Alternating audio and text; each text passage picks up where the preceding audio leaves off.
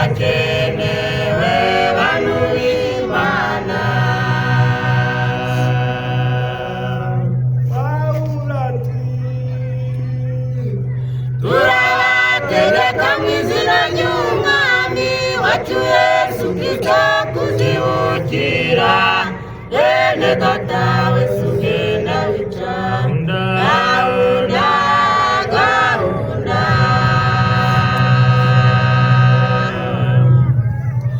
turabategeka mu izina ry'Umwami wacu Yesu Kristo kuzibukira bene data wese ugenda wica gahunda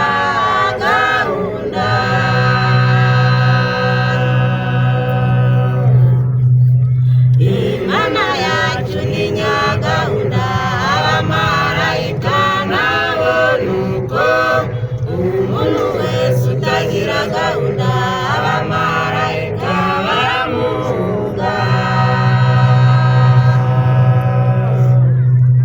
Imana yacu ni nyagahunda, abamarayika nabo nuko, umuntu wese utagira gahunda abamarayika baramuhunga.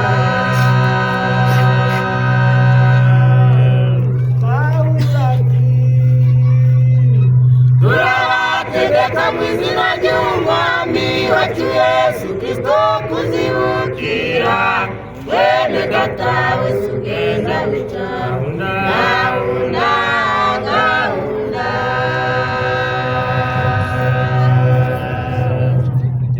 Turabategeka mu izina ry'Umwami wacu Yesu Kristo kuzibukira bene data wese ugenda wica gahunda.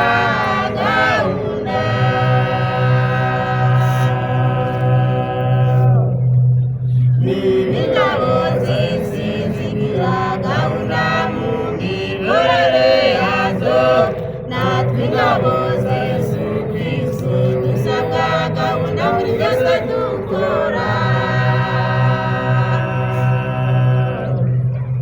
N'ingabo z'isi zigira gahunda mu mikorere yazo, natwe ingabo za Yesu Kristo dusabwa gahunda muri byose dukora.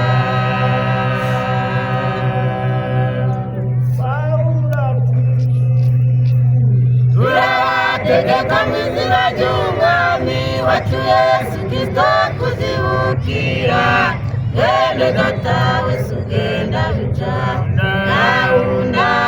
gahunda.